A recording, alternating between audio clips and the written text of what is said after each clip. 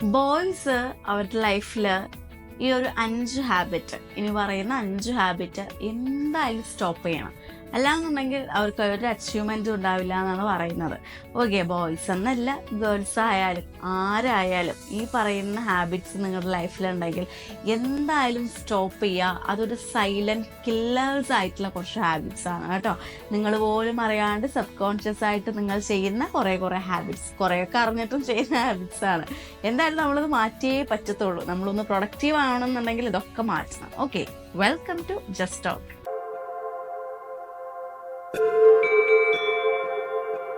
ഒന്നാമത്തതാണ് procrastination. ഭയങ്കര സംഭവമാണ്, silent കില്ലറാണ് സത്യത്തിൽ ഈ സാധനം എന്ന് പറയുന്നത്. എന്താണ്, നമ്മൾ ഈ നാളെ ചെയ്യുക, മറ്റന്നാൾ ചെയ്യുക, ടൈം ആവട്ടെ, ടൈം ഉണ്ടല്ലോ എന്നൊക്കെ പറഞ്ഞിട്ട് നമ്മളിങ്ങനെ മാറ്റി വെച്ചുകൊണ്ടേയിരിക്കും അല്ലെ. ഒരു സൈലന്റ് കില്ലറാണ്.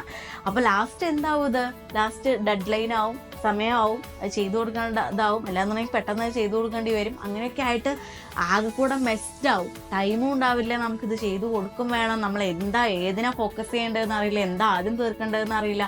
മൊത്തത്തിൽ നമ്മൾ കൺഫ്യൂസ്ഡ് ആയി പോകും, മൊത്തത്തിൽ കയ്യിൽ നിന്ന് പോകും, നമുക്ക് പ്രാന്തെടുത്ത് നമ്മൾ നിൽക്കും അല്ലേ. പലപ്പോഴും ദേഷ്യമൊക്കെ വരുന്നത് അതുകൊണ്ടാണ്.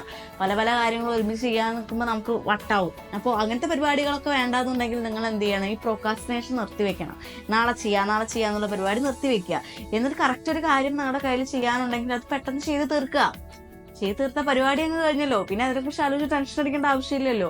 അപ്പോൾ നിങ്ങൾ നിങ്ങളുടെ ലൈഫിൽ എന്തിനാദ്യം പ്രയോറിറ്റി കൊടുക്കണം, എന്തിന് ഫോക്കസ് കൊടുക്കണം, എന്താദ്യം ചെയ്ത് തീർക്കണം എന്ന് മനസ്സിലാക്കിയിട്ട് ഗോൾസ് തിരിച്ചറിഞ്ഞിട്ട് അതിന് വേണ്ടിയിട്ട് വർക്ക് ചെയ്യാനായിട്ട് നോക്കുക. ഒരിക്കലും ഒരു കാര്യവും മാറ്റി വെക്കേണ്ട, കറക്റ്റ് ടൈമിൽ എല്ലാ കാര്യം ചെയ്ത് തീർക്കാനായിട്ട് നോക്കുക. രണ്ടാമത്തത് പുവർ ടൈം മാനേജ്മെന്റ്. നമ്മുടെ ലൈഫിൽ ടൈം മാനേജ്മെന്റ് നമ്മൾ കറക്റ്റ് ചെയ്തേ പറ്റത്തുള്ളൂ. എല്ലാന്നുണ്ടെങ്കിൽ എല്ലാം കയ്യിൽ നിന്ന് പോകും. ഒരു കാര്യം ശരിയാക്കി വരുമ്പോൾ തന്നെ അടുത്ത കാര്യം നമുക്ക് ചെയ്യാൻ പറ്റാണ്ടാവും, അതിൻ്റെ സമയം ഉണ്ടാവില്ല, ലേറ്റ് ആവും, അല്ലാന്നുണ്ടെങ്കിൽ മൊത്തം പ്രശ്നമാണ്.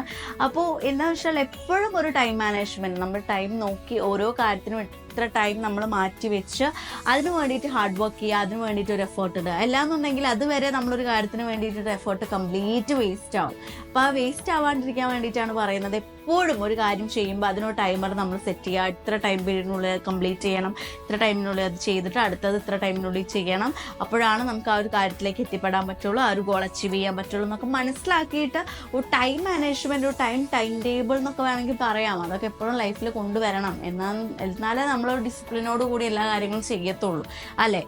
ചിലർ പറയുമ്പോൾ എനിക്ക് അടുക്കും ചുറ്റിയുള്ള ജീവിതമൊന്നും ഇഷ്ടമല്ല, എനിക്ക് ഇങ്ങനെ നടക്കുന്നതാണ് ഇഷ്ടം എന്നുള്ളത്. അങ്ങനെ നടന്നുകൊണ്ട് ഇപ്പോൾ എന്താ കിട്ടുന്നത്?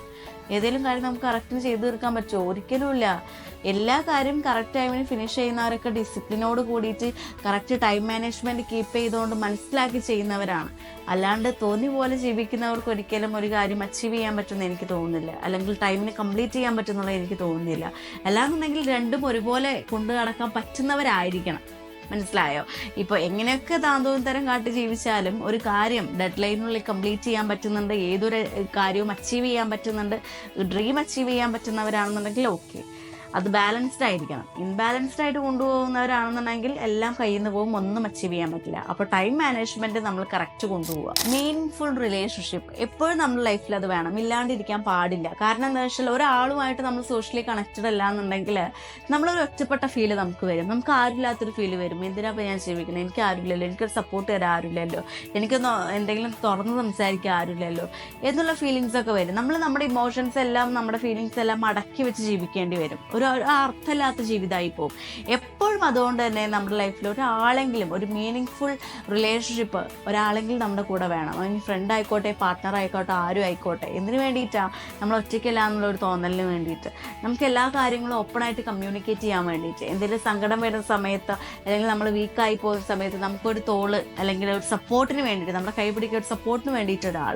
നമ്മുടെ ഫീലിങ്സൊക്കെ അടക്കി വെച്ച് ജീവിക്കേണ്ട ഒരു കാര്യമൊന്നുമില്ല. ഞാൻ എപ്പോഴും പറയുന്നു, നമ്മൾ നമ്മുടെ ഹെൽത്തിനൊക്കെ ഇമ്പോർട്ടൻസ് കൊടുക്കണം. മെൻ്റലായാലും ഫിസിക്കലിനായാലും നമ്മുടെ ഫീലിങ്സിനൊന്നും നമ്മൾ അവോയ്ഡ് ചെയ്യാൻ പാടില്ല. എല്ലാ ഇമോഷൻസിനും ഒരേ ഇമ്പോർട്ടൻസ് നമ്മൾ കൊടുക്കണം, എക്സ്പ്ലോർ ചെയ്യണം, എക്സ്പ്രസ് ചെയ്യണം. അവിടെ അത് കാര്യമുള്ളൂ. അല്ലാതെ നമ്മൾ അടക്കി വെച്ച് ജീവിച്ചു കഴിഞ്ഞാൽ നമ്മൾ ഒരു വികാരഭരിതമായിട്ട് ഒരു കല്ല് പോലെയായിട്ട് മാറും. നമ്മൾ ലാസ്റ്റ് ഒന്നും അല്ലാണ്ട് ഒരു ബോഡി മാത്രമായിട്ട് ഇങ്ങനെ നിൽക്കുന്നുണ്ടാവും, ഒരു കാര്യവും ഉണ്ടാവില്ല. അപ്പം എല്ലാ ഇമോഷൻസും നമ്മൾ എക്സ്പ്രസ് ചെയ്യാൻ നമുക്കൊരാൾ വേണം, നമ്മുടെ ഫീലിങ്സ് എല്ലാം എക്സ്പ്രസ് ചെയ്യാൻ വേണ്ടിയിട്ട്.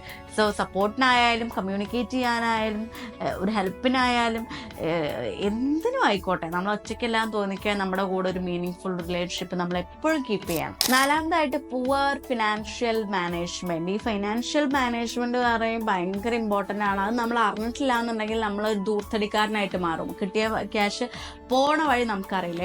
എപ്പോഴും അതുകൊണ്ട് തന്നെ നമ്മൾ അതിനെക്കുറിച്ച് നല്ല ധാരണയുണ്ടായിരിക്കണം. നമ്മളെപ്പോഴും ഒരു നമ്മുടെ ക്യാഷ്, നമ്മുടെ കയ്യിൽ കുറച്ച് ക്യാഷ് കിട്ടിക്കഴിഞ്ഞാൽ അത് എവിടെ ചിലവഴിക്കണം, എത്രയൊക്കെ ക്യാഷ് പോയി, എത്ര വരവുണ്ട്, എത്ര സേവിങ്സ് നമ്മൾ മാറ്റി വെക്കണം, നമ്മുടെ എക്സ്പെൻസ് നമുക്ക് തിരിച്ചറിയാനായിട്ട് പറ്റും അതിലൂടെ. നമ്മൾ നോട്ട് ചെയ്ത് വെക്കുന്നതിലൂടെ എവിടെ അധികം ചിലവായി എന്നുള്ളത് നമുക്ക് മനസ്സിലാവും. നെക്സ്റ്റ് ടൈം ആ ചിലവായത് നമുക്ക് ബാലൻസ് ചെയ്യാൻ പറ്റും. അല്ലാന്നുണ്ടെങ്കിൽ ആ ഒരു ഏരിയ നമുക്കൊന്ന് പിടിക്കാൻ പറ്റും അല്ലേ. അപ്പോൾ ഇതിനെ കുറിച്ചിട്ട് നമ്മൾ അത്യാവശ്യം അവെയർ ആയിരിക്കണം. എത്ര ക്യാഷ് എവിടെ എങ്ങനെ, അല്ലെങ്കിൽ എത്ര എക്സ്പെൻസ് ഉണ്ട്, എത്ര സേവിങ്സ് ഉണ്ട്, എത്ര നമ്മൾ മാറ്റി വെക്കണം എന്നുള്ളതൊക്കെ നമ്മൾ മനസ്സിലാക്കി വെക്കണം. എല്ലാന്നുണ്ടെങ്കിൽ ക്യാഷ് വരുന്ന വഴി പോണ വഴി നമ്മൾ അറിയില്ല, അതിൻ്റെ ഇമ്പോർട്ടൻസ് നമ്മൾ മനസ്സിലാക്കത്തുമില്ല.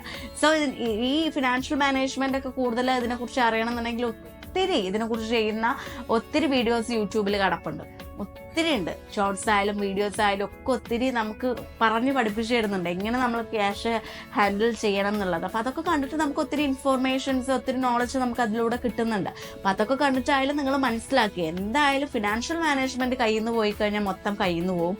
അത് കറക്റ്റായിട്ട് കീപ്പ് ചെയ്യാനായിട്ട് നോക്കുക. നമ്മൾ ലിസ്റ്റ് ചെയ്ത് വെക്കുക, എക്സ്പെൻസും സേവിങ്സും ഒക്കെ നമ്മൾ ലിസ്റ്റ് ചെയ്ത് വെക്കുക. കറക്റ്റ് ഒരു ഓർഡറിന് അത് മെയിൻറ്റെയിൻ ചെയ്ത് മുന്നോട്ട് കൊണ്ടുപോകുക. റെഗുലർ വർക്കൗട്ട് ഇമ്പോർട്ടൻ്റ് ആയിട്ടുള്ളൊരു കാര്യമാണ്. നമുക്ക് വർക്കൗട്ട് അത്യാവശ്യമായിട്ടുള്ളൊരു കാര്യമാണ്. ഇപ്പം നമ്മൾ കണ്ടിന്യൂസ് ആയിട്ട് ഒരു സിസ്റ്റത്തിൻ്റെ മുന്നിലൊക്കെ ഇരുന്ന് വർക്ക് ചെയ്യുന്ന ഒരാളാണെന്നുണ്ടെങ്കിൽ നമുക്ക് വല്ല ബോഡിക്ക് വല്ല അനക്കമുണ്ടോ? ഇല്ല. നമ്മൾ കണ്ടിന്യൂസ് ആയിട്ട് ഇരിക്കുകയാണ്. നമുക്ക് പിന്നെ പോകെ ഈ എന്താ പറയുക, പെയിൻ എടുക്കാൻ തുടങ്ങും, പുറം പെയിൻ എടുക്കാൻ തുടങ്ങും, അല്ലെങ്കിൽ എന്താ പറയുക എല്ലുകൾ പെയിൻ എടുക്കാൻ തുടങ്ങും, കാല് പെയിൻ എടുക്കാൻ തുടങ്ങും. അപ്പോൾ ഇങ്ങനത്തെ പെയിൻ കാര്യങ്ങളൊക്കെ ഒഴിവാക്കണമെന്നുണ്ടെങ്കിൽ നമ്മൾ ഒരേ ഒരു പോസ്റ്ററിൽ ഇങ്ങനെ ഇരിക്കുന്നതുകൊണ്ടാണ്. അതുകൊണ്ടാണ് നമുക്ക് പല പല അസുഖങ്ങളൊക്കെ വരുന്നത്.